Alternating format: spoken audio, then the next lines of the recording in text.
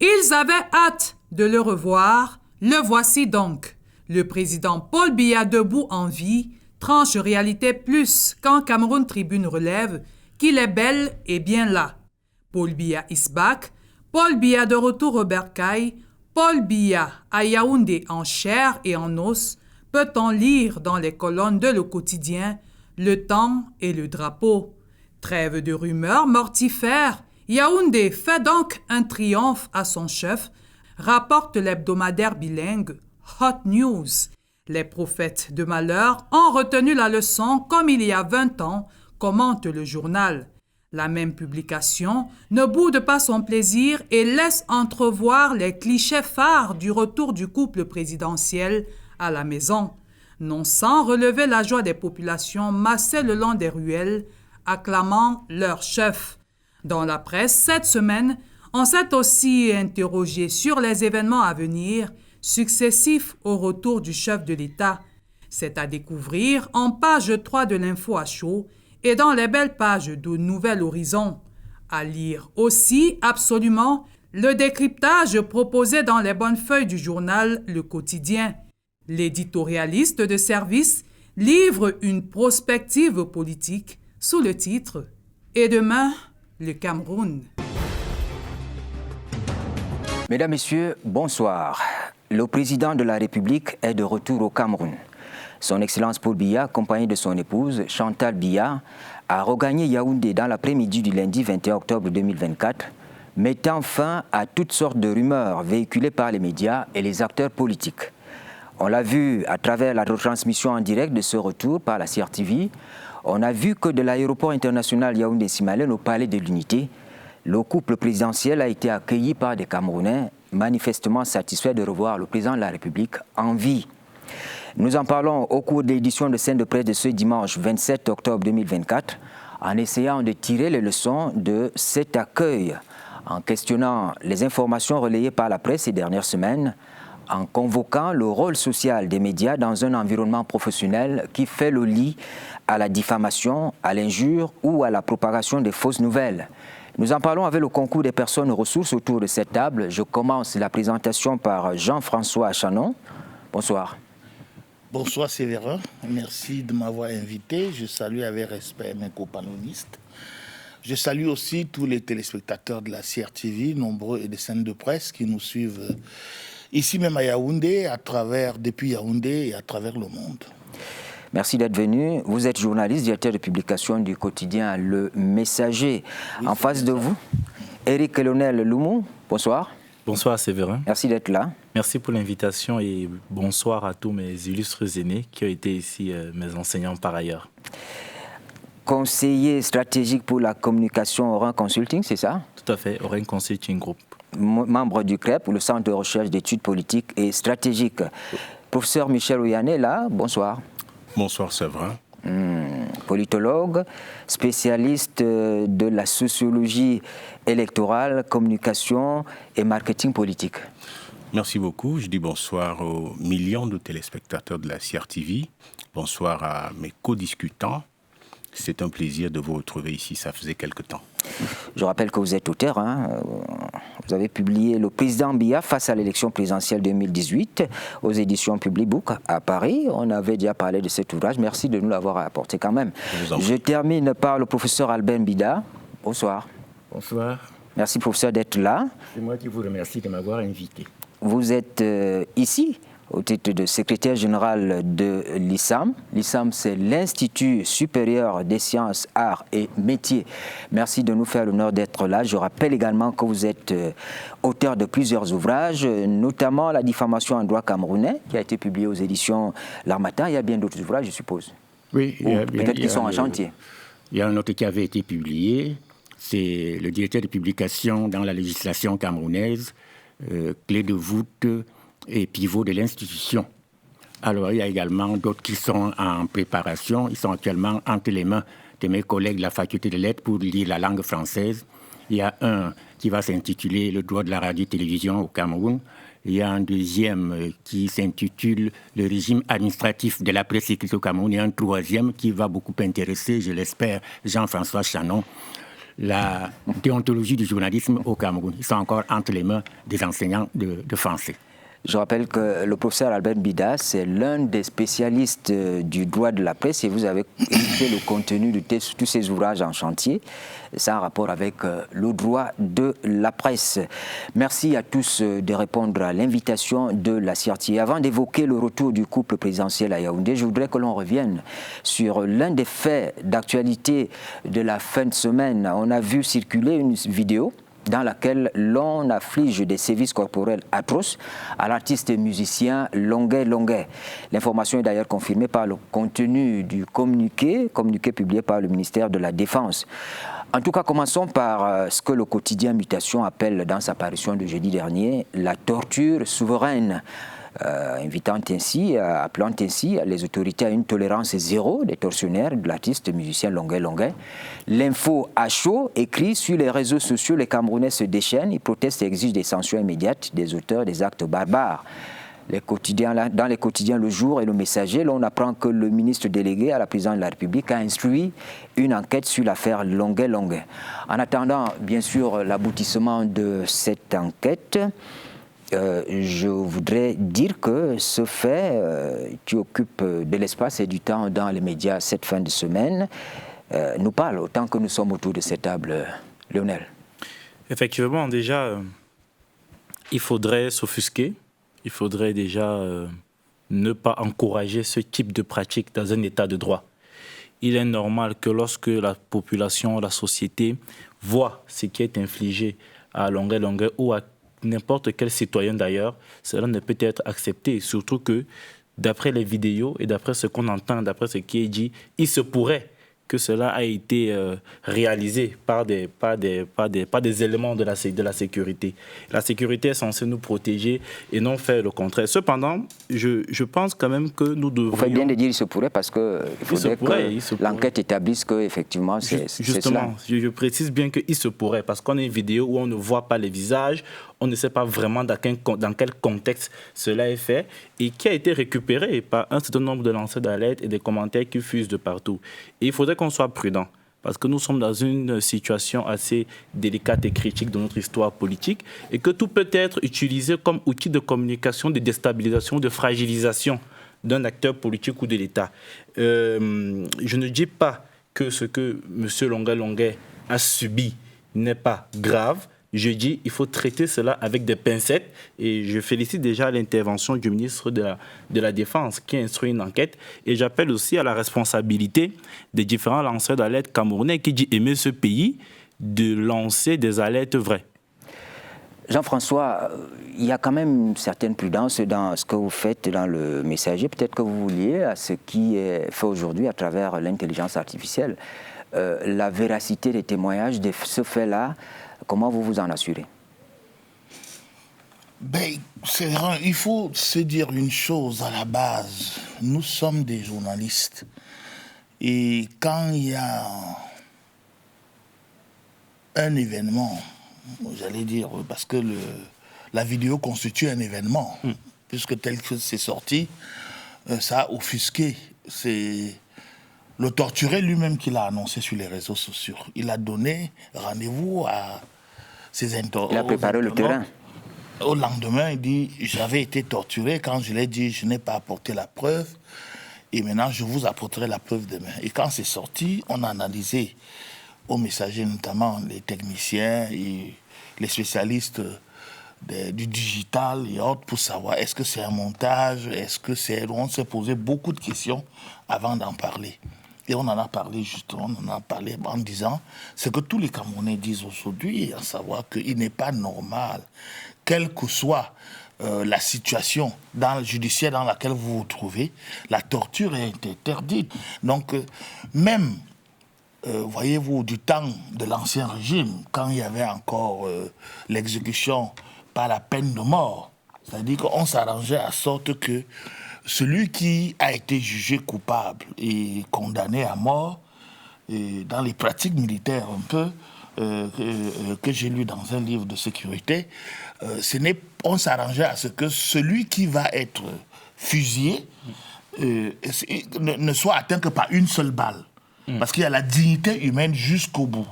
En ce sorte que le peloton est là, mais la balle qui doit atteindre est précise. Hein. Donc, ce n'est pas toutes les balles qu'on va cribler du corps d'un individu, quand bien même il aurait déjà été reconnu définitivement coupable et à être exécuté publiquement. Donc, le traitement que nous avons, on l'a stigmatisé, nous, en tant que journalistes, en disant que ce n'est pas possible. Nous sommes un État de droit. Le président Paul Biya a construit un État de droit. De fait, on peut contester ou on peut ne pas partager certaines avancées, etc. Mais ce genre de traitement ne doit plus être acceptable. Et surtout quand il est commis par des éléments dits de la sécurité. Moi, j'attends le résultat de l'enquête parce que j'apprends que c'est des éléments de la CEMIL. Je n'ai pas encore la preuve de cela. Des noms même sont avancés, des hauts responsables de notre grande miette sont avancés par les lanceurs d'alerte, justement, avec des photos. Donc, moi, j'attends avec impatience le résultat de l'enquête commise par l'autorité compétente dans cette situation-là. Mais il faut savoir une chose, les lanceurs d'alerte ne sont pas des journalistes. Donc nous prenons en tout cas le temps de traiter l'information. Vous avez laissé la place à ces gens-là. Mais justement, c'est l'évolution du monde. Ils informent plus vite que vous. C'est l'évolution du monde aujourd'hui. Vous savez très bien que nous, par exemple, de la presse à papier, on en souffre au quotidien. C'est-à-dire que l'information que nous voulons traiter est gaspillée par les lanceurs d'alerte. C'est-à-dire que le peuple aujourd'hui, et je me permets de monter sans publicité, un objet que nous tenons tous en main aujourd'hui, c'est le smartphone. Dans le smartphone aujourd'hui, toutes les informations passent par là.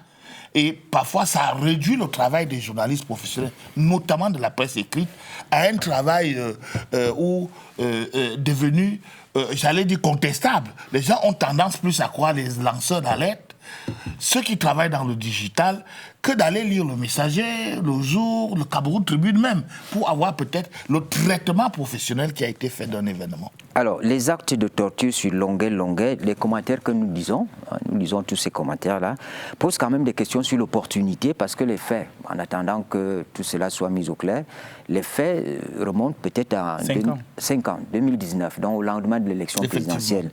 Est-ce qu'on peut comprendre pourquoi cette vidéo apparaît aujourd'hui? Cette question se pose, professeur Lambida. Il n'y a pas souvent beaucoup de hasard dans les vies en société. Cette torture, entre guillemets, aurait été infligée il y a 5 ans, la veille ou au lendemain d'une élection présidentielle. Nous sommes aujourd'hui à la veille d'une autre élection présidentielle. On peut se poser la question de savoir pourquoi ça sort maintenant. Première question. Deuxième question, est-ce que la vidéo est authentique? Je ne conteste pas, je pose seulement la question. Troisième chose, lorsque ça avait eu lieu, pourquoi ceux qui détenaient cette vidéo ne l'ont pas publiée à ce moment-là? Avait-il intérêt? Ça rejoint la première question. Donc, le ministre délégué à la présidence, qui est un légaliste, a pris l'affaire en main, légaliste comme son ministre, parce que le ministre de la Défense, c'est le président Paul Biya, le Métis Assomo est ministre délégué. Bien, c'est pour détendre l'atmosphère. Donc, il a prescrit une enquête. Nous souhaitons que les résultats soient connus, soient publiés, mais ce n'est pas une bonne chose pour l'image du Cameroun, si c'est vrai. Si c'est vrai, parce que ça va continuer à dire que oui, le Cameroun a ratifié la convention contre la torture, il y a une loi qui réprime la torture au Cameroun, il y a même des violations de la dignité humaine, des droits de l'homme. Si c'est vrai, ce n'est pas une très bonne chose pour le Cameroun en ce qui concerne son image. Nous attendons les résultats de l'enquête pour qu'on soit sûr que, 1, il y a effectivement vu cette affaire, que 2, les gens qui sont jetés en pâture ou qui sont mis en cause, c'est eux les auteurs. Nous attendons sereinement les résultats de l'enquête qui a été prescrite par le ministre délégué à la présidence chargé de la Défense. Y a-t-il un lien entre la sortie de cette vidéo et le contexte politique actuel? Écoutez, je voudrais d'abord indiquer que qui est Longueuil? C'est un artiste musicien camerounais. Longueuil est un musicien, c'est un artiste chanteur qui a un style musical que nous tous nous connaissons. Il n'a pas sa langue dans la poche. il dit souvent tout et parfois n'importe quoi. Nous connaissons tous en tant que Camerounais un peu sa psychologie. Il s'inscrit dans le registre de l'art engagé. Il dénonce parfois des maux dont souffre notre société. Parfois, justement, et très justement, parfois, il se trompe un peu de cible en disant parfois un peu n'importe quoi. Cela étant dit, cela ne donne aucune autorisation à aucune autorité, à aucun agent de l'État chargé de la sécurité ou de la défense nationale d'infliger des supplices corporels à cet artiste-là. Parce que vous allez bien comprendre le lien. Lorsqu'on dit que le président Biya a apporté la démocratie et donc la liberté au Cameroun, et que lui-même le revendique, les acteurs de notre système de sécurité qui posent, parce qu'il y en a qui posent souvent ce genre d'actes, ne rendent pas service à une seule personne. C'est le président de la République. Parce que lorsque cela est fait, qui est-ce qu'on accuse? C'est le Cameroun, c'est son système politique, c'est son régime politique, c'est le président de la République, chef de l'État. Et donc, il faut d'abord condamner, on va attendre les enquêtes, on est bien d'accord, on va attendre l'aboutissement des enquêtes, et il faut admirer et féliciter le ministre délégué à la présidence de la République chargé de la Défense. Parce que comme le professeur Albin Bidala a indiqué, c'est vraiment un légaliste. Lorsque la vidéo sort donc en 2024, nous sommes à quelques mois seulement de 2025, une vidéo de 2019, en attendant que son authenticité soit confirmée, vous voyez bien qu'on utilise ça pour la présidentielle de 2025. Et donc, les agents de sécurité qui ont fait cela ou qui auraient fait cela ne rendent pas service au président de la République. Pour finir, je dirais simplement que nous avons besoin de respecter la dignité humaine dans notre pays, quelle que soit la contradiction. Et un régime politique sérieux est celui qui sait gérer la contradiction. Sauf que les procureurs des réseaux sociaux établissent déjà des responsabilités. Justement. Il y a des noms qui sont cités et des choses qui sont relayées par la presse camerounaise.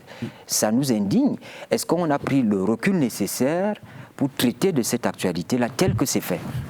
Justement, c'est vrai. Vous savez, on peut avoir juridiquement raison, mais médiatiquement tort. C'est-à-dire, l'opinion publique ne va pas attendre l'aboutissement de l'enquête. Ça a déjà commencé. À peine la vidéo est sortie, on a déjà identifié un haut commis, on a déjà identifié un deuxième, on a fait un profil, on a tracé sa vie. Il y a quelque chose de plus pernicieux et de stratégique dans cette affaire. C'est dans une démarche de vouloir saper la confiance en les forces et en le pouvoir public. Il faut très bien comprendre, parce que nous sommes permanemment dans un combat politique comme toute société. Il y en a qui veulent arriver au pouvoir, il y en a qui veulent s'y maintenir pour des raisons nobles, chacun en fonction de son parti politique peut expliquer. Mais une fois qu'on a jeté une information pareille dans l'opinion et qu'elle gangrène, il y a des commentaires, ça fuse de toutes parts. Il y a des personnes dans la société qui ne vont pas attendre ce que le ministère de la Défense va dire à son enquête. Tout de suite, il conclut en disant qu'au Cameroun, une fois qu'on est opposant de Paul Biya, on est torturé. C'est-à-dire, c'est ça le discours qu'on essaye de coller dans l'opinion. Et moi, je dis, pendant que l'État travaille sur cette enquête-là... Qui essaie de coller? C'est la presse qui relaie. L'auteur. C'est vrai que Shannon nous a dit tout à l'heure que c'est le travail des lanceurs d'alerte qui ne sont pas forcément des journalistes. Il peut y avoir deux hypothèses. Il y a une première hypothèse qui peut nous amener à penser que c'est quelque chose de construit. C'est-à-dire qu'il y a un auteur derrière qui a un objectif stratégique qu'il veut atteindre et il a choisi le timing. Pas seulement le timing d'une avant-élection, le timing d'un après-retour du président de la République vivant.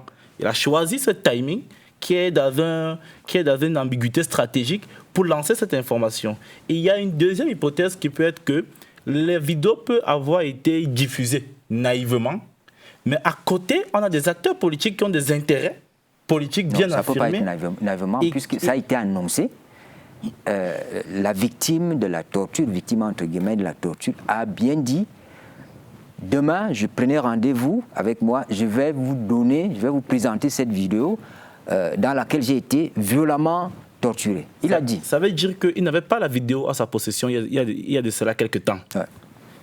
Comment il a fait pour avoir la vidéo? Pourquoi il a eu cette vidéo? Qui lui a donné cette vidéo? Et ça, c'est une très bonne question, si vous Et me à quel permettez. prix? Si vous me permettez. Sans oublier qu'il a soutenu 2 opposants en 2018, Akere Mouna et Maurice Kamto. Si vous me permettez, je voudrais juste indiquer que, en attendant, parce que je précise toujours qu'en attendant la confirmation de l'authenticité de la vidéo, on parle au conditionnel, il faut qu'on soit d'accord là-dessus. Ce seraient donc les agents de sécurité eux-mêmes qui auraient réalisé la vidéo et qui l'auraient remise à la présumée victime. Et donc, on est là face à quelque chose de très compliqué. Il ne se passe pas une journée sans que des personnalités publiques ne soient diffamées, calomniées.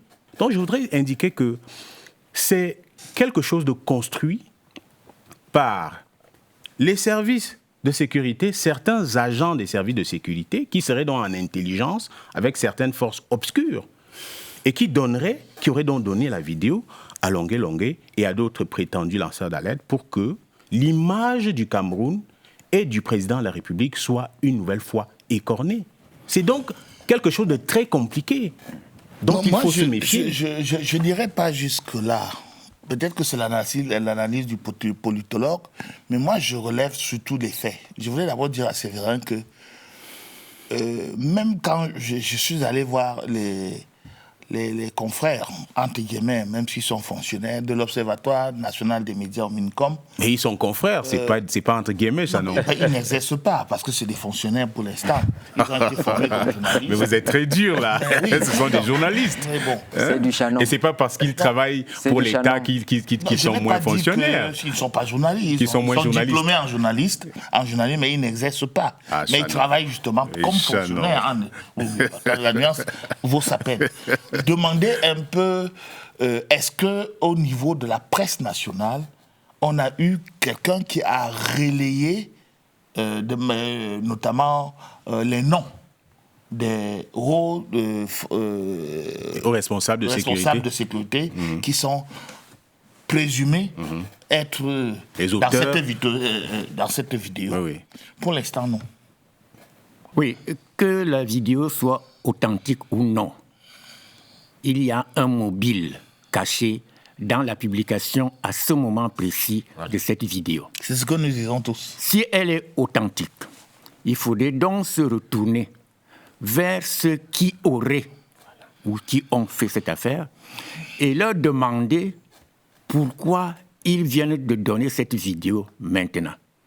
Et leur dire qu'ils risquent d'être pris pour non-assistance à personne en danger. Si la vidéo n'est pas authentique, l'Agence nationale des télécommunications d'Antique, avec les responsables de nos services de sécurité, peuvent remonter pour savoir qui a été le premier à envoyer cette vidéo. Si ce ne sont pas des agents de la sécurité, on va également les prendre. Donc, attendons les résultats de l'enquête, on verra qui a fait quoi et qui n'a pas fait. Je pense que la question sera posée basiquement à Longué Longué. Qui vous a donné la vidéo? Ça, c'est une réponse qui va permettre il peut répondre d'avancer comme très un certain rapidement. journaliste qui avait été mêlé à l'affaire de Yves-Michel Fotso. Il avait dit que j'ai trouvé le document sous ma porte. Donc, il peut le dire quand j'ai trouvé le document. Le professeur Albert sous ma Mbida veut porte. dire qu'il vaut mieux faire confiance aux institutions qui vont être mises en branle pour enquêter Parce que l'affaire, sur cette affaire. qu'elle soit authentique ou non, est grave de tous les problème, côtés. c'est que dans l'opinion, on se pose des questions. L'institution qui est mise en cause est quand même appartient au ministère de la Défense. Alors les gens se disent, est-ce que le ministre de la Défense peut se faire harakiri? Ce sont ses collaborateurs. Donc, de plus en plus de gens se disent que d'accord, le ministre on a vu le ministre de la Défense sanctionné dans le Nord-Ouest quand il y a eu des écarts de comportement. Donc, On a vu dans l'extrême nord. Connaissant et travaillant régulièrement dans le pôle du ministère de la Défense, je sais très bien de quoi il est capable. Mais l'opinion peut bien se poser la question de savoir est-ce que jusqu'où peut aller le ministre de la Défense. Mais là, c'est une autre question. Et c'est une autre Mais il y a un question. risque Il faut mieux attendre le résultat de cette enquête et les interprétations suivront nécessairement. Cela dit, le président de la République, de retour à Yaoundé, a été accueilli, comme on l'a vu, dans les rues par une foule en liesse, soulagée par des rumeurs les plus alarmantes sur son état de santé. En écho, certains titres, certains journaux comme l'Action parlent d'un accueil exceptionnel et triomphal. Mutation indique que le revenant est là, ce qui n'est pas loin de ce qu'on lit à la une d'Émergence. Le retour du fantôme. Paul Biya de retour au Cameroun, est-ce la dernière balle du shérif, s'interroge le Messager. Pour Cameroun Tribune, il est là, le président de la République, dans un contexte de rumeurs malveillantes sur son état de santé. Paul Biya is back, écrit le Temps, tandis que le reporter parle du retour triomphal du Highlander. The Guardian Post est une publication en langue anglaise et Info Matin choisissent le titre Paul Biya, me voici donc à Yaoundé. Une constante dans le contenu de la presse, cette semaine, le retour du président de la République est d'un type particulier. Il suscite à la fois soulagement, indifférence et indignation. Quelle lecture vous en faites, professeur Oyané? Mais écoutez, je pense que le sujet qu'on vient d'aborder et celui-ci sont un peu liés, si vous voyez bien. C'est-à-dire qu'on est toujours dans la banalisation, dans le dénigrement du système, du régime et du président de la République. Qui dénigre, je voudrais savoir. Les médias? Non, pas les médias. Ah, d'accord. Ceux qui disent faire de la politique, ça c'est d'un, une certaine société civile clivée et les voyous qu'on appelle les lanceurs d'alerte. Parce que ça part toujours d'eux. Évidemment, en intelligence avec l'étranger, on sait que cette information fausse, mais totalement fake, a été donnée dans un pays. Par un média. Par un média dans un pays. Il fallait dire à Chanon que c'est les médias. Oui, c'est les médias. Je voudrais apporter au passage allez-y, la précision pareille, parce que le média qui a effectivement annoncé la mort du chef de l'État, la supposée mort du chef de l'État, est un média ennemi au Cameroun. C'est un média sécessionniste, c'est ce que basé aux États-Unis. Très bien. Mais l'opinion publique n'est pas au courant de ce détail. Voilà, très bien. On a regardé à la télévision, par exemple, les on a messages, suivi. nous, on l'a précisé. Très bien, La preuve, c'est qu'on n'a jamais traité cette information. Le Messager, en tout cas, et la plupart des journaux sérieux n'ont jamais annoncé la mort du chef d'État. Des spéculations sont restées sur les réseaux sociaux, uniquement. Je dois alors dire à la vérité ici, parce qu'on a tendance à dire que les médias ont annoncé tel mesure. Citez-moi un seul média camerounais, sérieux, reconnu comme tel, et qui travaille au Cameroun, qui travaille sur le Cameroun, qui est annoncer la supposée mort du chef de l'État. Ça n'existe pas. Ça n'existe pas. Je peux continuer. Voilà, justement. Alors, je disais que ce média qu'il a annoncé est un média ennemi au Cameroun, même pas au régime, au Cameroun, parce que précisément on sait qu'il soutient la sécession qui a été voulue par certains Camerounais dans les régions du nord-ouest et du sud-ouest du Cameroun. Donc, c'est une intelligence maligne et maléfique qui est mise au service de la déstabilisation de notre pays. Le président de la République est-il un surhomme? Le président Biya n'est-il pas un être humain, comme vous et moi?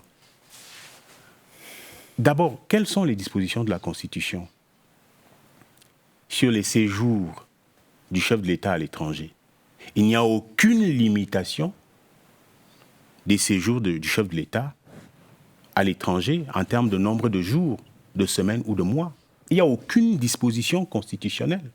Non, mais ce qui est intéressant ici, parce que derrière l'annonce de la mort du chef de l'État, il y avait en filigrane l'état de santé du chef de l'État. Je crois que le débat dans la presse était celui-là. Peut-être que Chanon a raison de dire qu'on n'a pas de manière péremptoire annoncé que le chef de l'État est mort, mais on a beaucoup discuté avant le communiqué du ministre de l'Administration territoriale, on a beaucoup discuté de l'état de santé du président Les médias de la traditionnels camerounais n'ont peut-être pas pris position en dénigrant le président de la République dans le sens de moquer son état de santé, mais il y a une certaine classe politique camerounaise qui a abondamment relayé ce que ce média étranger a dit, en disant que non seulement c'était vrai que le président de la République était gravement malade, et pour certains, ils sont allés jusqu'à dire le pire, à savoir que le président de la République n'était plus. Sans oublier que certains médias camerounais ont relayé les propos des hommes politiques qui demandaient qu'on communique sur l'état de santé du président de la République, sans toutefois dire qu'il faut communiquer sur la mort du président de la République. Mais on a vu en filigrane leur volonté de voir les gens monter au créneau pour parler de la mort du président de la République ou de la supposée mort. Ce que je voulais dire, donc il y a une intention coupable. Pas encore, mais je dois dire que les médias camerounais, ceux qui sont traditionnels, ont été prudents. Ils ont été prudents, on est d'accord. Aucun d'eux n'a annoncé que le président ceci ou cela. Tout à fait. Mais le fait, et c'est de leur droit, de relayer les demandes suspectes, sibyllines de certains acteurs politiques, bon, il faut bien relayer l'information, donner l'impression que certains acteurs politiques étaient convaincus que la mort là était réelle. Mais qu'on était en train de cacher un certain nombre de choses ici. C'est cette façon... professeur, oui. vous avez été journaliste très longtemps. Et je suis étonné vous entendre dire ce que vous dites là. C'est-à-dire que vous, de manière sibylline, vous essayez de dire que les médias au Cameroun, même s'ils n'ont pas annoncé la mort du président, la supposée, qui était fausse d'ailleurs, du président, la preuve, on l'a vu arriver, ont été utilisés d'une manière ou d'une autre par une certaine classe politique pour dire que le président est malade, etc. Quels médias ? Ne jetez pas une information, et la même chose pour le procès. Ne jetez pas une information comme ça dans l'opinion, et qui tendrait à croire que les médias sont sous la coupe de certaines classes politiques qui ont décidé jusqu'à... Je dis que moi j'étais à l'observatoire, et j'ai vu exactement, j'ai dit mais qu'est-ce qui se passe exactement par rapport au communiqué, non seulement du MINCOM, mais au communiqué du MINAT, qui était quand même sentencié. Et à ce moment-là, on peut quand même se poser la question de savoir, parce qu'on a fait le relais, le monitoring, qui a même parlé de la santé du chef de l'État ? Bien. Alors, le premier journal à avoir évoqué d'une manière ou d'une autre la santé du chef de l'État, d'une manière, par le traitement qui a été fait à l'étranger, c'est bien le Messager. Mais vous avez vu comment Shannon est offensif sur la question ? Oui, bien sûr. Bon, parce que je défends mon métier. Vous laissez que je défends mon métier, et pour dire... Pardon, parce que c'est bien mon temps de parole, hein. Écoutez, vous vous rendez compte ? Il est tellement offensif sur la question... Non, mais moi, je laisse la parole au professeur. Il est tellement offensif sur la question qu'on dirait qu'il cache quelque chose. Non, c'est pas ça. Vous m'avez tellement étouffé que je me suis tué, là. Parce que vous avez quand même dit des choses graves. Il y a une classe politique qui a utilisé les médias locaux pour dire que pour parler de la santé du chef de l'État. Alors, je voudrais, quand c'est évasif comme ça, il faut donner des choses. Jean-François, on laisse le professeur parler. Je confirme ce que j'ai dit et que vous avez rappelé. Et moi aussi. Alors, quand un parti politique ou un acteur de la société civile demande qu'on fasse un communiqué sur l'état de santé du président de la République, ce média a été utilisé ou il n'a pas été utilisé. Il a été utilisé. Quand le média... Mais vous voulez qu'on cite les médias concernés ? Non, mais on n'a pas besoin de ça. Les hommes politiques ont publié des communiqués. Vous savez bien de quels médias on parle. Vous savez. Des déclarations. Mais vous savez, dans la presse. Vous savez. Oui, donc... Je continue à dire... Non, mais c'est pas facile. C'est pas facile. Non, je continue à dire... Vous laissez il fait l'avocat du diable et c'est pas bien. C'est le professeur qui a la parole. Ah oui, ça c'est l'avocat du diable que Shannon est en train de faire. Je continue à dire que ceux qui ont publié, et c'est leur droit, cette information, c'est-à-dire les communiqués et les interviews demandant que le gouvernement réagisse et communique sur l'état de santé du président de la République. Ils n'ont pas dit sur la mort. Ils ont dit sur l'état de santé, mais on a compris qu'ils voulaient parler de la mort. J'ai dit que ces médias se sont fait utiliser. Mais au moment où ils publiaient ces communiqués, ils auraient peut-être pu faire ceci. ils prennent le communiqué, disent nous avons reçu ce communiqué. Ils s'en vont également, par exemple, dans les partis alliés au pouvoir ou auprès des acteurs qui sont alliés au pouvoir. Voici un communiqué, ils publient donc les 2 communiqués où les 2 réactions seraient été équilibrées. Mais le fait de ne l'avoir pas fait, je ne leur apprends rien, prouve qu'ils ont été un peu suspects dans l'amplification des propos ou des demandes des gens qui voulaient qu'on s'exprime sur l'état de santé. C'est leur droit de dire qu'on a reçu. Si vous permettez, voilà. Quand vous faites notre cours de sociologie des médias et de l'opinion publique, que vous connaissez très bien, mais pour qui roulent les médias? Chanon. Vous posez la question? Oui, les médias roulent soit pour le parti au pouvoir, soit pour les dynamiques d'opposition. Vous le savez. Et ça, je le dis d'autorité, parce que c'est un enseignement que nous faisons. Les médias ne sont pas neutres. Non. Vous le savez. C'est pour ça que j'ai dit souvent quand on me dit presse indépendante. Elle est indépendante de qui? La presse n'est pas indépendante. Ou elle est indépendante du pouvoir, elle est dépendante de l'opposition, ou elle est dépendante de l'opposition, Bien sûr. Le simple fait qu'un média ait déjà une ligne éditoriale qui elle-même est assise sur une idéologie fait en sorte qu'il peut avoir des rencontres d'idées et des connivences avec des idéologies portées par d'autres mouvements. Mon cher jeune frère, il y a des connivences. Mais il ne peut pas avoir... Il y a des connivences. Le sujet ici n'est pas celui-là. Le sujet ici est de savoir, est-ce que au Cameroun, par exemple, à l'instant, est-ce que les médias ont notamment spéculé sur la santé du chef de l'État? La réponse est non. La réponse est non. Je dis bien non. Oui. Je dis non. On est d'accord. Non, effectivement. Non. Les médias, sauf qu'il y a une subtilité que vous oubliez. Sauf que, comme vous l'avez dit tout à l'heure, et comme essaye de le comprendre, mais qui ne veut pas le dire, les médias ont le droit de dire à l'opinion où est le chef de l'État, à quoi il s'occupe là où il est, pourquoi il est absent du pouvoir, du pays, et quelle fonction exactement il est. Au cas où on supposerait, ou bien que même un journaliste saurait que le chef de l'État est malade, il n'a pas le droit de le dire. Parce que, comme l'a justement dit le ministre, mais la nuance n'a pas été suffisamment établie en disant que la santé du chef de l'État est une affaire de sécurité nationale. Oui. Tout à fait. Mais les médias ont ce qu'on appelle, dans les médias, le devoir de savoir.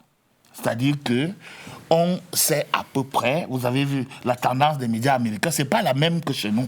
Mais Jean-François, je ne suis pas d'accord avec vous, parce que quand on lit l'éditorial que vous avez commis avant que ce fait-là se produise, avant que ces rumeurs ne soient relayées par les lanceurs d'alerte, vous posiez déjà des questions sur la communication autour de la santé de l'État. Nous avons ici les spécialistes du droit. Qui doit parler de cette santé? Mais écoutez, c'est une question à laquelle je réponds bien volontiers. Celui qui est chargé de porter la parole présidentielle, c'est le ministre directeur du cabinet civil à la présidence de la République. C'est cette personnalité qui a, parmi ses prérogatives, la charge de communiquer pour le président de la République, de communiquer au nom du président de la République. Mais, lorsque le ministre directeur du cabinet civil communique ce qui est son travail, il ne faut pas ignorer ou minorer la source gouvernementale. Parce que, en fonction de la nature de notre régime ou de notre système politique, il faut savoir qu'il y a un ministre au Cameroun qui est chargé de la communication, qui porte la parole du gouvernement. Il faut très bien comprendre, il y a des personnes qui n'ont plus envie de croire en la parole publique. Nous sommes dans un environnement où l'ordre public est contesté et même est défié. Parce qu'il y a la question de timing. Moi, j'étais étonné. On fait de la veille en cabinet, on a des partenaires avec qui on travaille dessus. La première communication sur la situation qui a été publiée n'était pas par un haut commis de l'État ou un responsable de l'État. C'était par un mouvement qui soutient le fils du président, 30 millions de franquistes. C'est-à-dire, c'est lorsque ce communiqué sort qu'ensuite on a la communication du DCC. Je le sais pourquoi, parce que j'ai les timings de publication sur les différentes pages. Et c'est là, le problème, c'est pas qu'on ne reconnaît pas la parole de celui qui est responsable de cette communication. Le problème, c'est le timing. Le problème, c'est le dosage. C'est-à-dire, comment c'est communiqué. À mon sens, je pense que c'est une communication qui a été certes juste, mais qui a été trop loquace. C'est-à-dire, il y a trop d'idées dans cette communication, ce qui est encore prêté à plus de rumeurs. À côté de cette communication, tu as une autre communication du ministère de la Communication qui arrive. Il y a des initiatives parallèles au niveau du parti au pouvoir RDPC qui sont aussi mises en place avec des messes œcuméniques qui donnaient peut-être l'impression que la situation est tellement grave au point où il n'y a que Dieu qui peut résoudre le problème. Le mot a raison. J'apporte l'eau à votre moulin.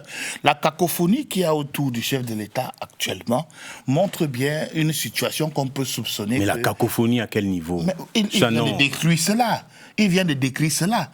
Comment on peut avoir autour du chef de l'État des gens qui vous disent qu'ils sont 30 millions, de Camerounais qui soutiennent le fils du chef de l'État, alors que le chef de l'État est encore au pouvoir. Je suis un peu... Non, attendez. Il y a ça.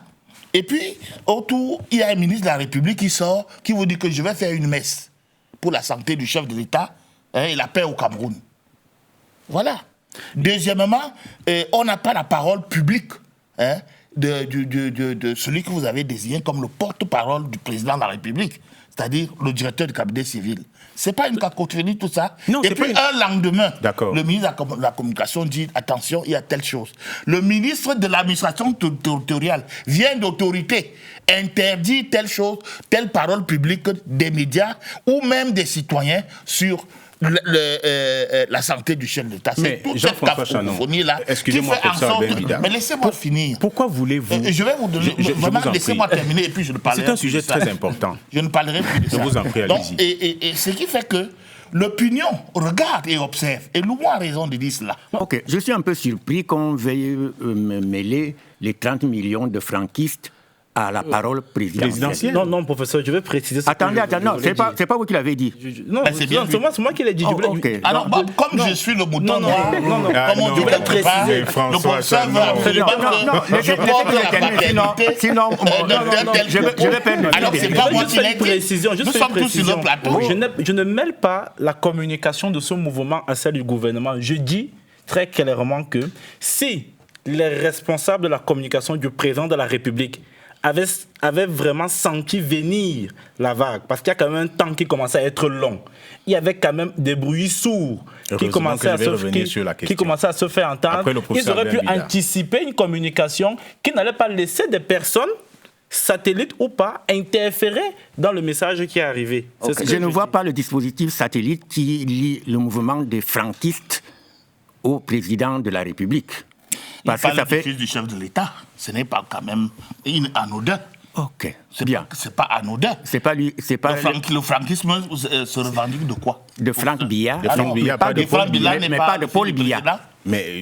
de Paul Biya. La proximité du président de la République. Ok. Jean-François, deuxième chose. Mais je vous ai dit qu'il est offensif. Je crois savoir que on peut regretter qu'il y ait eu plusieurs communications. Mais ce n'est pas un problème.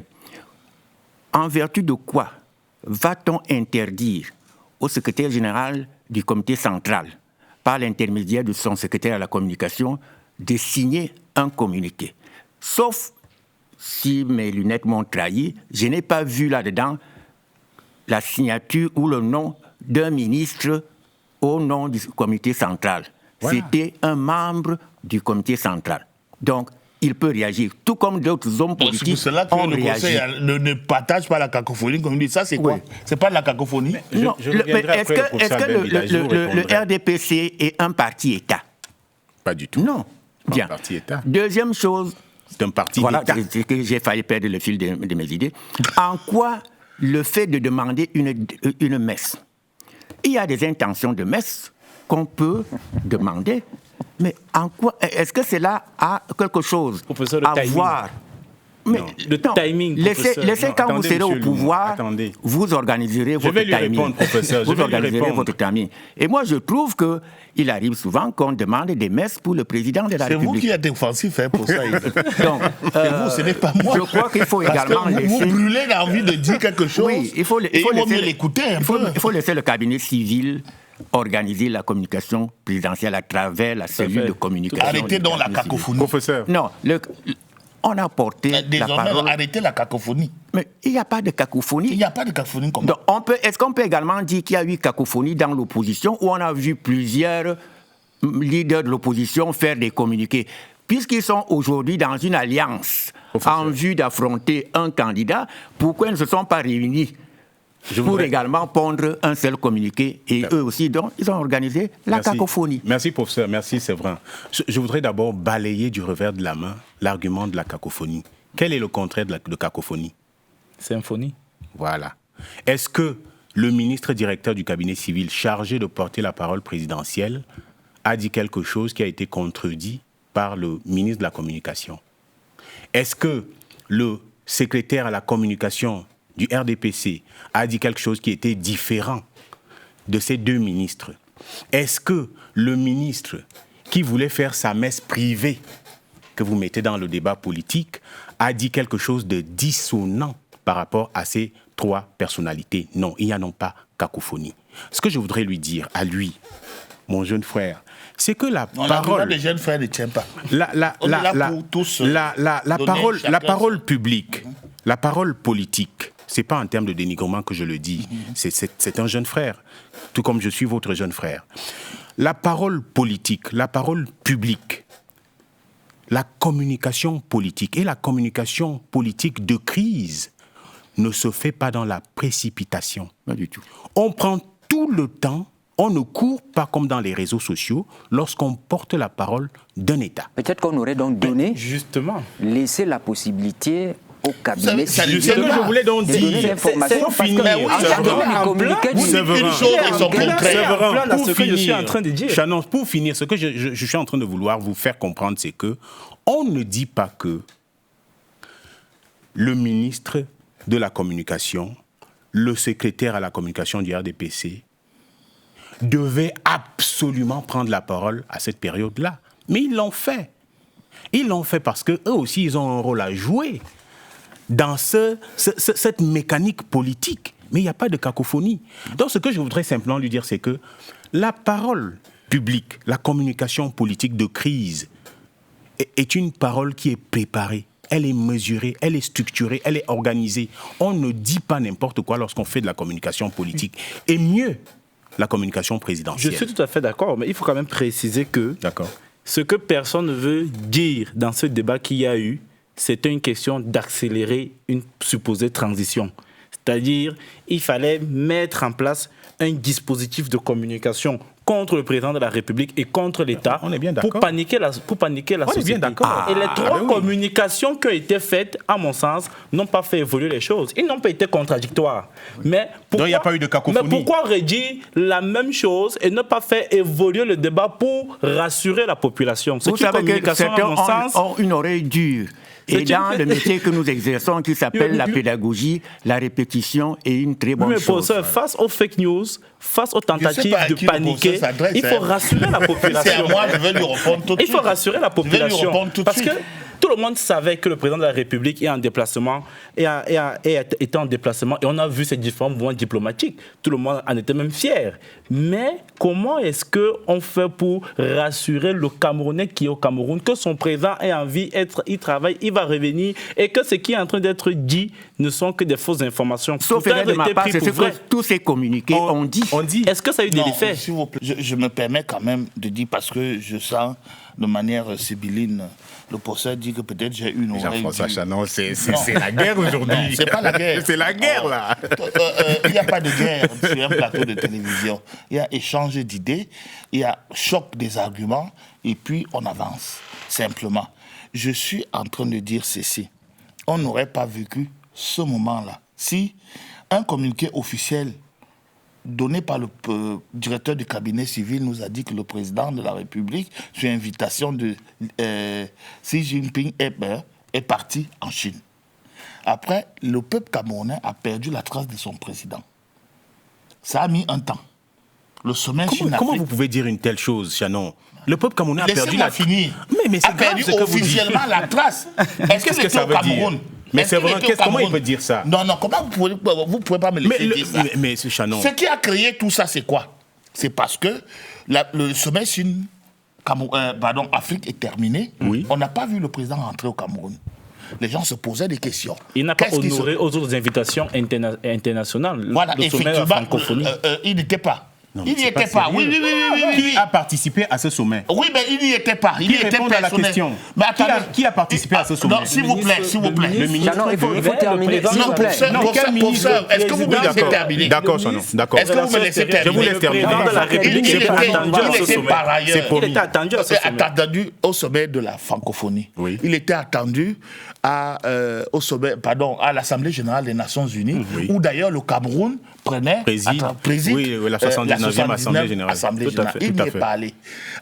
Il est normal. Il s'est fait représenter. Il est normal que les Camerounais se posent la question, où est passé le président de la République? Est-ce que c'est un péché? Est-ce que c'est le code pénal du Cameroun l'interdit? On ne peut pas empêcher au Cameroun de se poser la question. On n'interdit pas. La communication du président doit trouver les bonnes réponses. Laissez-moi finir. Moi, les Camerounais je posent donc des questions. Où est passé le président de la République? Et c'est là où toutes les conjonctures commencent à entrer sur les réseaux sociaux. Et heureusement, les médias n'en parlent pas. Mais les gens commencent justement à créer ce que moi je mettais comme cacophonie. Quand les réseaux sociaux en parlent avec accentuation, les franquistes disent que après le communiqué du cabinet civil arrive. C'est Séverin qui veut nous enlever cet argument. Il veut déjà arrêter cette partie alors que dans le c'était très sens fort. où on ne comprend pas et jusqu'au retour du président. Le président est donc rentré. Le débat est clos, non? Oui, Jean-François, on va avancer rapidement. Oui, parce qu'on sort de ce je vous ai sujet, dit que Jean-François dit que les Camerounais se posaient des questions de savoir où se trouvait le président. Certains Camerounais se posaient les questions, d'autres le savaient, qui ne sont même pas du parti au pouvoir. Tout à fait. Sauf erreur de ma part, parce que je suis dû doré, et peut-être aussi le poids de l'âge, je ne vois plus très bien. J'ai vu des Camerounais qui sont partis dans un hôtel en Suisse pour dire, Monsieur le Président, vous faites quoi ici? Mais donc les Camerounais savaient. On n'a pas interdit aux Camerounais de se demander où est le président. Tout à fait. Ce qui était gênant, ce qu'on a commencé à dire sur le président. Quand vous le dites, c'est bien. Mais quand moi je le dis, on dit la même chose, non? Voilà, on peut avancer maintenant, on dit la même chose. Revenons sur la question. Revenons sur l'accueil du couple. Je voudrais quand même dire qu'on dit la même chose, non? Mais quand c'est moi qui le dis, pourquoi il faut laisser dire cela? Revenons sur l'accueil du couple présidentiel à Yaoundé en regardant ces réactions compilées par la rédaction TV. Ça donne le signal aux gens qui font les conclusions négatives, qui se méfient et qui prennent les choses comme les Camerounais de bonne foi. Je suis très heureux. Notre père est de retour au pays. Et je suis sûr que les choses vont avancer. Je suis venu pour confirmer son retour. On a vu le chef de l'État très élégant dans sa voiture et il a même soulevé la main. C'est un retour triomphal. Je suis parti de mon village natal à VBC pour venir accueillir le président, son Excellence Paul Biya. Très très content. Je repartirai chez moi au village à VBC, je l'ai vu. Nous sommes très très heureuses parce que ça fait depuis qu'on attend l'arrivée de notre père, notre époux, notre frère. Le président de la République est donc rentré. Sa mort annoncée est fausse. Nous tous, nous l'avons constaté. Au regard du régime général des infractions de communication au Cameroun, il y a que, et on va le dire ainsi, les deux éléments constitutifs essentiels des délits de presse sont réunis pour ce cas. Il y a eu publication et subsidiairement l'intention coupable. Ces dérapages posent une fois encore le problème de la diffamation, de l'injure et de fausses nouvelles dans la presse camerounaise. Cela est visible pour le chef de l'État et d'autres personnalités de la République, cela est visible pour les citoyens. Alors, sur la répression de la diffamation, on doit reconnaître que la loi de 90 n'est pas du tout favorable aux journalistes, aux hommes des médias. Quand vous allez au tribunal, vous allez le constater. L'article 153 du Code pénal nous rappelle que le président de la République fait partie de ces personnalités contre lesquelles aucune preuve des accusations ne peut être rapportée du fait de sa fonction. Professeur Mbida, je commence par vous. C'est courant et c'est regrettable dans la presse aujourd'hui. Ça circule beaucoup. Des nouvelles qui sont annoncées et qui, par la suite, sont fausses, comme le cas de la mort du président de la République. On sait tout ce que cela a pu créer. Oui, il y a mon collègue Pierre-Paul Chindi qui avait fait une thèse d'habilitation sur la répression des infractions de presse au Cameroun et avait dit qu'il y avait deux principales infractions qui revenaient régulièrement. la diffamation et les fausses nouvelles. Et si bien que j'ai l'habitude de dire que si les procureurs camerounais se servaient des dispositions de l'article 13 de la loi de 90, qui fait à ce que le directeur de publication, comme Jean-François Chanon, a déposé obligatoirement 2 exemplaires du journal qui est apparu, et si les procureurs camerounais lisaient les journaux camerounais, la moitié des journalistes seraient en prison. Car dans chaque numéro, il y a au moins ou une injure, ou une diffamation, ou une fausse nouvelle. Je laisse de côté les réseaux sociaux. Donc, c'est une affaire qui n'est pas normale. Ce n'est pas normal. Malheureusement, parfois, ces fausses nouvelles, c'est-à-dire des nouvelles qui ne sont pas exactes, qui ne sont pas conformes à la réalité, qui sont déformées, malheureusement, ces fausses nouvelles se portent également sur le chef de l'État et surtout sur certaines situations qui sont dangereuses. Les politologues vous parleront de la sécurité de l'État, parce que quand quelque chose atteint les chefs de l'État, c'est la sécurité nationale qui est en danger. Et quand on annonce donc ce genre de nouvelles, ça peut troubler l'ordre public. Ça peut troubler l'ordre public, et on sait qu'il y a des gens qui sont prêts à se servir d'un moindre trouble pour aller même au-delà de ce que pourraient être de petites casses à gauche et à droite. Ça pourrait même attenter à la sécurité de l'État. Moi, je pense qu'il faut condamner très fermement tous les journalistes qui se rendent coupables de délits de presse. Il faut les envoyer en prison. Si la prison est prévue dans le dispositif, dispositif réglementaire. Que ce soit pour la diffamation, l'injure ou les fausses nouvelles, elle est prévue. Alors, certains doivent aller en prison, effectivement, parce qu'ils font très fort. Hein. Ce que le professeur Albin Bida vient de dire n'est que très juste. Regardez chaque parution, chaque jour, regardez les quotidiens qui publient. Vous allez voir au moins 1 ou 2 infractions liées justement à la presse. Au moins. Mais je me réjouis quand même que dans cet océan d'amateurisme, qu'il y ait des journalistes professionnels. Moi, je lis par exemple Le Messager. Et je félicite ici Jean-François Chanon. C'est pareil pour d'autres journaux de presse écrite, privés. Mais la plupart de ces journaux, ils sont tellement nombreux, sont dans le délit quotidien. Et il faut regretter cela. Et appeler l'opinion publique nationale et internationale à témoin, parce que quand ces journalistes sont souvent interpellés, on parle de quoi? On parle d'état de droit qui n'existe pas. On parle de droits de l'homme qui n'existent pas. On parle de droits de l'homme qui sont bafoués. On parle de liberté individuelle et liberté publique qui sont bafouées. Alors même que le journaliste doit savoir quelle est la charge de travail qui est la sienne en termes de responsabilité, en termes de droits et d'obligations. Donc il faut se réjouir qu'au Cameroun, nous avons de très bons journalistes qui respectent les règles du métier. Mais il y a beaucoup de voyous qui ont investi la scène journalistique et qui justement polluent négativement cette atmosphère-là. Jean-François, il y a donc le danger que représentent les lanceurs d'alerte dans les réseaux sociaux. Il y a que Ils ne sont pas des journalistes. Pas du tout. Vous devez faire votre travail. Mais en même temps, l'opinion publique, bon, c'est autour de cette table que nous savons qu'ils ne sont pas journalistes. Hein. Quand ils donnent une information, on ne sait pas exactement qui a écrit. C'est une information, on se la partage. Peut-être que c'est à tort qu'on accuse les journalistes, parce qu'on ne sait pas exactement qui donne l'information. Mais comment limiter l'effet des lanceurs d'alerte? L'État du Cameroun est un jeune État. On ne peut pas avoir une presse professionnelle totalement comme des pays qui ont, n'est-ce pas, une histoire longue et cette tradition de journalisme très ancienne que nous.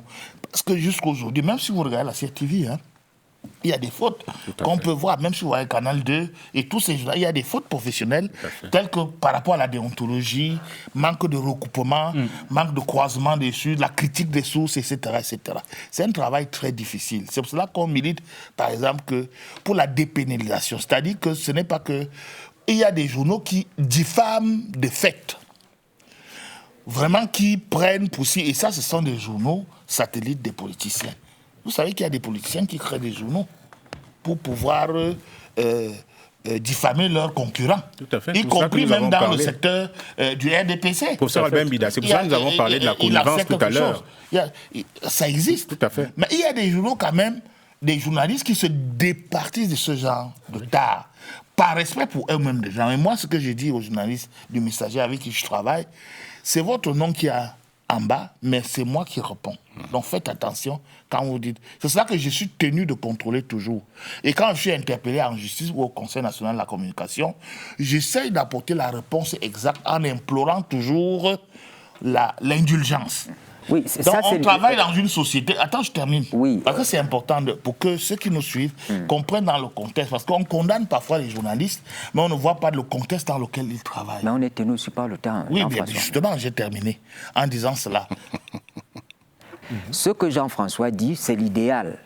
Que nous puissions contrôler ce qui est dit dans les réseaux sociaux, qu'on puisse rester dans l'éthique, la déontologie. Mais les lanceurs d'alerte ne vont pas rester là où ils sont. Bientôt, ils vont sortir d'autres blagues, d'autres choses qui ne sont pas exactes. Et ça va jouer sur le paysage médiatique camerounais. Qu'est-ce qu'il faut faire? Bien sûr. Déjà, avant d'arriver à ce qu'il faut faire, ou les enjeux, il faut quand même noter que, même si ce n'est pas sur la question de la santé du président de la République, les médias camerounais ont contribué à crédibiliser nos lanceurs d'alerte. C'est-à-dire qu'il y en a beaucoup qui avaient souvent repris des publications de Boris Berthold, de Paul Soucha, en mettant en fin d'article source Boris Berthold, source Paul Soucha. Dans beaucoup de sites d'information, ça a souvent été fait. Et ça, ce sont des démarches de crédibilisation.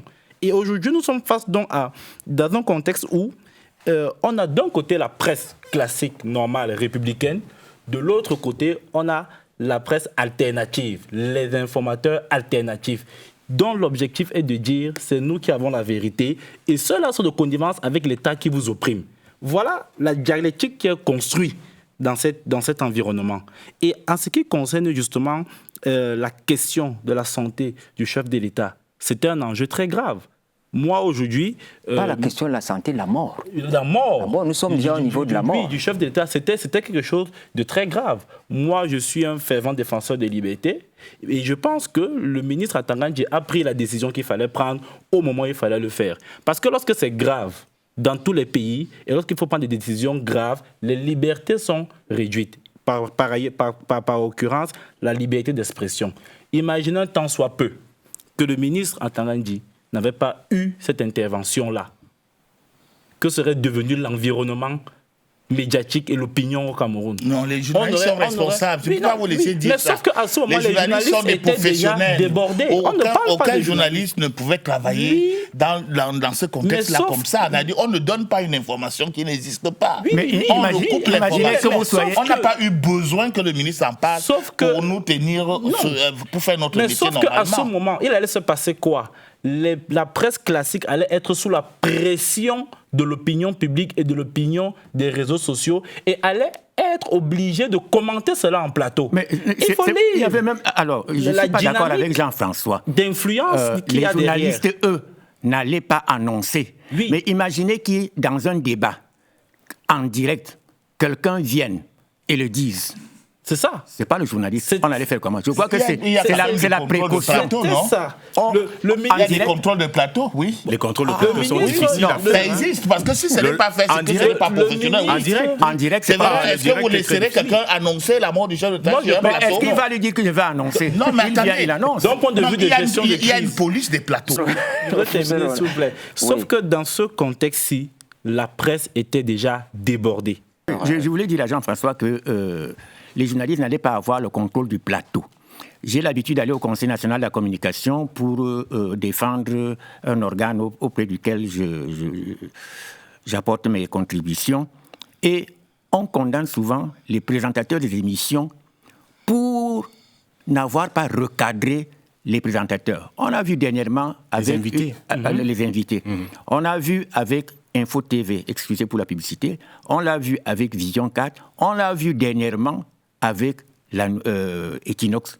Donc, quelqu'un peut venir, puisque vous êtes en direct, il n'a pas préenregistré sa déclaration, il vient, il le sort, mais oui, moi j'ai lu là que tel est mort, pourquoi on nous casse ça, ceci. Vous aurez beau faire ceci, la parole s'arrête. Donc, je crois que le ministre Atangandji a eu raison de dire attention, non seulement il y a un problème de sécurité nationale, et de sécurité de l'État, mais attention, vous risquez même de porter atteinte à la vie privée de quelqu'un, même s'il est président de la République. Il y a même un enjeu, au-delà de l'enjeu de sécurité nationale intérieure, il y a un enjeu politique.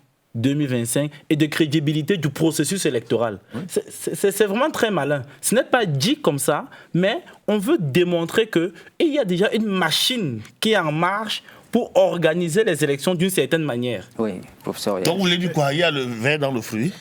Lorsque tout ceci se passe, l'histoire de Longuet, la santé du président de la République, la mort présumée du président de la République, tout cela est fait à dessein pour déstabiliser le système politique camerounais et le président de la République. Nous sommes dans un état de droit qui est en construction. Moi, je vous ai toujours dit que le Cameroun est une dictature libérale, mais c'est quand même un état de droit en construction. Et nous avons besoin de tous les acteurs pour consolider cet état de droit. Cette semaine, il y a eu dans la presse le cas du directeur de publication Le Point, présumé coupable d'un délit de presse commis à l'encontre du ministère de l'Habitat. Eh bien, si nous nous en tenons à ce qui se fait, conformément à l'action de la victime du délit, le chef de cette administration a porté plainte pour obtenir réparation et le tribunal devra se prononcer dans les jours à venir. Ceci nous amène à parler, pour sortir de l'émission, de la responsabilité des auteurs des infractions de communication au Cameroun. Nous revenons toujours sur le cas du président de la République, qui est une personnalité pas ordinaire, comme tous les citoyens. Professeur Mbida, les fautes dans la presse camerounaise, est-ce qu'on peut oublier, on peut se dire ils se sont trompés puis on continue tranquillement? Ah non, on ne peut pas oublier. On peut pardonner, mais on ne peut pas oublier. Les fautes dans la presse camerounaise sont nombreuses. Mais c'est comme dans toute société, comme dans toute profession. Sauf que ça a un écho particulier, parce que quand on vous diffame, les gens vont d'abord retenir la diffamation. Quand il y a une fausse nouvelle, les gens vont d'abord retenir la fausse nouvelle. Et c'est ça qui est embêtant, si bien que même si après il y a réparation, ce sera déjà dilué. Et je crois que les journalistes devraient s'organiser pour éviter que la moitié de ceux qui exercent cette profession n'aillent en prison.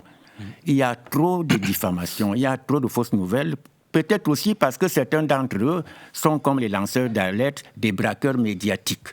C'est-à-dire qu'on vient voir un journaliste, on lui dit « va écrire telle ou telle chose » et il écrit, il ne prend même pas la peine de se dire « si je fais ça, et si ce n'est pas fondé, qu'est-ce qui peut m'arriver ?» Eh bien, ça va seulement dire que dès qu'on fait ça, si c'est la diffamation, vous avez 6 mois, c'est déjà un semestre, c'est pas grave. Si c'est la publication de fausses nouvelles, article 240, vous avez de 1 à 5 ans, ça vous permet d'avoir un master à l'université de Yaoundé 3. Et si c'est la propagation de fausses nouvelles, ça vous fait pourquoi avoir... vous clignotez le doigt vers moi? Non, j'ai dit à l'université de Yaoundé 3. C'est le geste, c'était pas pour... Non, Jean-François. Tu avais déjà terminé tes études universitaires, tu ne vas plus aller à l'université. Donc, je crois qu'il faut que les journalistes fassent attention. Et surtout également les directeurs de publication. Parce que si on prend l'article 74 de la loi, sont considérés comme auteurs principaux l'auteur et le directeur de publication. Vous voyez le risque que ces gens courent. Donc, il faut qu'ils soient vigilants et que chaque fois qu'ils se rendent compte que l'information n'est pas fondée, qu'on la mette un peu de côté. Ouais. Il faut éviter les scoops, procéder à tous les recoupements, à toutes les vérifications et éviter de considérer les réseaux sociaux et les lanceurs d'alerte comme une source d'information sûre. C'est une source d'information, mais qu'il faut souvent critiquer parce qu'elle n'est pas très, très fiable. Pas sur toutes les informations, non, mais sur certaines informations, et surtout quand l'information peut amener des comportements incontrôlables des citoyens ou de la foule, il faut d'abord s'asseoir et se dire « je ne publie pas encore, j'attends que toutes les vérifications soient faites ». Moi, je pense déjà qu'il faudrait que les directeurs de publication recommencent le noble combat qu'ils avaient engagé à l'époque d'assainir l'environnement journalistique. En faisant quoi? Peut-être en mettant en place cette fois-ci de véritables associations professionnelles qui, elles, vont être des chiens de garde en matière de déontologie de ce métier. Dans d'autres pays, ce sont eux qui régulent. Ce n'est pas l'État qui vient dire qu'il ne faut pas dire ci, il ne faut pas dire ça. À leur sein déjà, ils sanctionnent, ils promeuvent, ils mettent de côté, ils filtrent. Il y a des mécanismes, avec même des écoles de formation qui font que lorsque tu te retrouves dans ce métier, tu es déjà encadré par un ensemble de règles, de lois et d'aînés qui t'empêche de faire ce type d'erreur. Deuxième chose, il faut que les directeurs de publication recyclent permanemment leur personnel. Il faut éduquer son personnel, pas uniquement au journalisme, à la culture générale. Ça, c'est important. Jean-François, nous allons vers une période assez tendue, l'élection présidentielle, ça tout le monde le sait. La responsabilité sociale du journaliste. Mais le problème, c'est qu'il faut établir, que la société en général établisse des règles de comportement électoral. Est-ce qu'on a une culture en matière électorale au Cameroun? Ça n'existe pas encore. Aussi bien dans les médias que chez les citoyens. Et parfois, les médias se retrouvent pris au piège de cette situation. J'ai travaillé en 92 à l'élection présidentielle pour, par exemple, un quotidien qui s'est permis d'annoncer les résultats. Moi, j'étais dans la rédaction, je me suis dit non, ça ne peut pas se faire. On dit que non, on soutient un combat. On soutient un combat. Et ça qu'il faut éviter en période électorale, justement, que les journalistes, quelle que soit la ligne éditoriale, les journalistes, on parle parfois d'objectivité. Moi, je parlerais d'honnêteté. C'est plus simple. Parce que l'objectivité, parfois, ça n'existe pas. C'est un concept sur le plan sociologique qui parfois peut faire l'objet d'une thèse. Mais l'honnêteté journalistique, savoir que voilà ce qu'il faut dire, parce qu'on l'a traité cette information-là, voilà ce qu'il faut dire. Quand on parle de dépénalisation, je termine là-dessus parce que ça m'est cher. C'est que vous ne serez jamais d'accord avec le professeur. Non, oui, justement, oui, bien sûr. Non, le professeur, c'est un technicien du sujet parce qu'il a étudié et il enseigne le droit de la presse. Il est le régime répressif de la presse, etc. Pour avertir les journalistes, pour leur dire, voilà ce que vous risquez. Quand vous avez des fautes de travail. Mais moi, je dis que quand il y a une faute chez les journalistes, considérons ça comme une faute de travail. Considérons ça comme une faute de travail. Comme il y a parfois une faute chez les médecins, chez les caméramans, mais il peut y avoir une faute. Mais le problème, c'est que quand on voit ça, et puis quand vous êtes sentencié, quand vous dites ça, c'est-à-dire que ceux qui font ceci, il faut aller en prison. Je veux dire que les journalistes sont contrôlés parfois par des politiciens. Donc il y a des choses qui sont faites là. Il y a des regroupements professionnels qui existent. L'UPF existe. F1 l'Union de la presse francophone qui existe. La section du Cameroun fait un travail de rappel déontologique constant. Il y a maintenant la FIDIPES qui existe, la Fédération des éditeurs de journaux, qui, le premier travail qui est là, c'est le respect de la déontologie. C'est pour cela que beaucoup nous fuient à la FIDIPES un peu. Il y a le REPA qui existe. Et ce travail est fait parce que les journalistes sont envoyés en formation pour cela. Mais le cadre légal existant est parfois frustrant. C'est-à-dire qu'on juge le délit de presse comme celui qui a bagarré au quartier et qui t'a dit des insanités. Quelquefois. C'est-à-dire qu'on convoque le journaliste au commissariat, il est mis en cellule, comme ce que nous regrettons, on l'envoie devant le procureur qui le dépose quelque part. À l'université dont vous avez cité le nom quelque part ici. Nous devons savoir que le pouvoir des médias existe. Les politiciens l'utilisent eux-mêmes pour gouverner.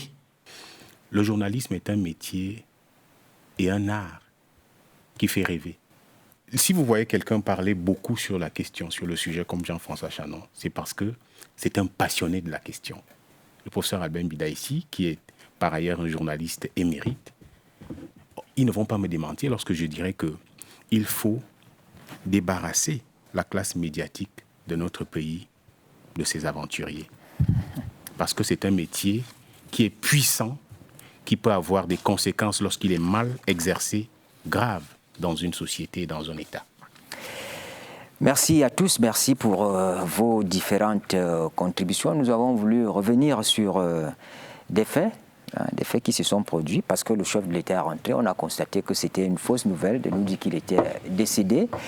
Nous avons voulu revenir sur le débat autour de du traitement de l'information autour de son état de santé, justement parce qu'il y a des problèmes qui se posent. Je suis parfaitement d'accord avec vous et content d'avoir entendu ce que j'ai entendu tout au long de ce programme. La CRTV vous dit merci. Merci à vous également qui prenez la peine de nous regarder tous les dimanches soirs. Et s'il plaît à Dieu, nous allons nous retrouver dimanche prochain. Bonne suite des programmes.